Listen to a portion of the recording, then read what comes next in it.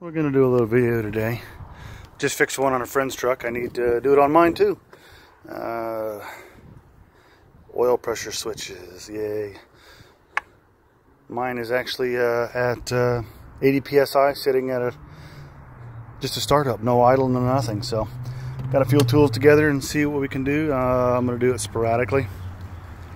Pulled the cover off already, so not a big deal. 3 bolts, 10 millimeter across the top. Unplugged a few things, moved the wires out of the way. The brake booster line I would normally slide out of the way. I'm going to see if I can take it off from the back side. Over here, there's a little clip. Push it in, see if you can slide it out. Oil pressure switch is right down there. Makes it a little bit fun. So bear with me. It's a little windy today too, so I don't really want to have to pull too much out of the way. There's a evap switch right here I might pop up, and there's a little connector at the back I can come off with to get it back there, and also the PVC line, PCV, sorry, not PVC, positive crankcase ventilation. Switches back there in the back, so I'll be right back and see how much fun I can get out of the way. Okay, back. Popped the wiring harness a little loose, disconnected the evap on this one here, PCV, tweaked the line a little bit. This little bastard right here sticks out about, half an inch or so. Can't get your hand down in there, so I broke out the trusty little sawzall, knocked it off. Doesn't do a damn thing but get in your way. So the oil pressure switch, as you can see, is unplugged. There she is, way back there. So gonna get out the socket. You definitely have to go buy a socket for it because these new ones are not the same as the other ones. As you'd see here, the new ones are, looks like 1 1/16 inch on that one right there. Picked it up, I believe, at O'Reilly's. Not too bad, about 10 bucks. But stock sensors will work in it also too, but if you buy the aftermarket ones, for some reason, they're just a hair bigger. So this socket will kind of do both. So if you have one of the old school ones, be prepared to buy another one. So I'm gonna go put this on and start to wrench it out. I'll be right back. All right, well, got my couple wobblies and some extensions in there with the ratchet. Let's see here, and that's a big thing to help getting that brake booster line out of the way. See if I can do this one-handed. Break it loose anyway. Let's try, go the other way. Having a brain fry today. Wobbly makes, there she goes. Wobbly makes it a little bit difficult. You got to do the double on this one. So see what happens. Break it loose and then see if I can get it loosened up with my hands. Get it out of there. But yeah, did my buddy's 05. It's crazy how much of a big difference it is with the new body style compared to the old body style 3-bolt throttle body on this one. The other one's much wider, a lot less room, but it's crazy enough, there's a bit less shit in the way. So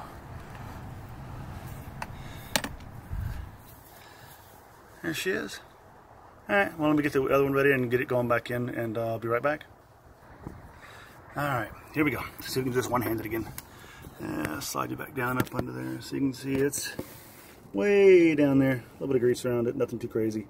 Oh, I also unplugged the cam position sensor because the way they got that thing located, it runs so close beside it, you might have a hard time getting the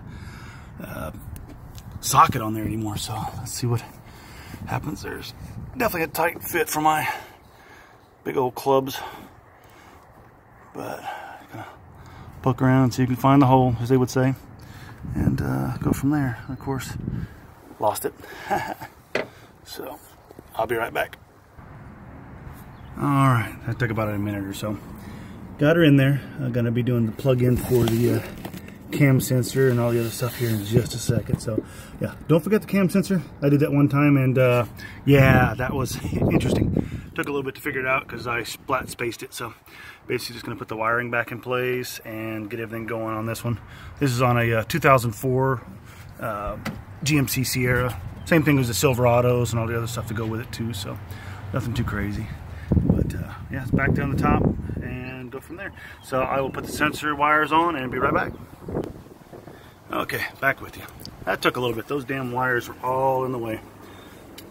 Sensors are plugged in and ready to rock and roll. So now the fun part, get everything else back in its place. So, you know, bear with me. Trying to do a combination of putting wires back and filming at the same time is a pain in the asphalt. So, sensor. Just gotta plug a few things back in. Slid the wiring harness up a little bit. That gave me a little bit of room. That's just a little 10mm right there. So, nothing too big deal. Battle scars, all as usual. So, cap plugged back in. There she goes. Gotta make sure that snaps back in. PCV. And where'd she go? She's in here somewhere. There she is, way back there. Alright, so that goes up there. Clipped in. These are the knock sensors right here, so definitely plug those in. If not, your car is not happy with you. Alright, now brake booster line. That took a little bit, nothing too crazy, but that definitely gave me a lot more room. So that just slides back in place, as I would say. It doesn't want to fight it. There she goes. Alright, locked in place. Everything looks like it's in. So, oh, I was gonna plug that right there. Good thing I'm right-handed. Not very good at it, but it will. It works. So, bear with me today. It is nice and windy here. Of course, I'm out of Round Rock, Texas, or Austin, Texas. Hey, for all you Chevy guys, this is truck-wise. It's a little bitty 10 gauge wire stock. I just went over to AutoZone. It's like $7, $8. Got basically a shoot. It looks like a short negative cable for it. Bolts right on. Give it a little coil. Gives it a little more juice and it helps keep the alternator from killing itself. So we'll see. All right. Well, let's see if the oil pressure switch did the trick. All right. Keys in it. Yes, keys are in it. Ignore the Edelbrock air fuel gauge. It's junk. Something I put on there a while back. Focus. There she goes. Alright, typical Chevrolet wiggle. Oh, that's a good sign. Last time I fired it up, it jumped to 80, so here we go.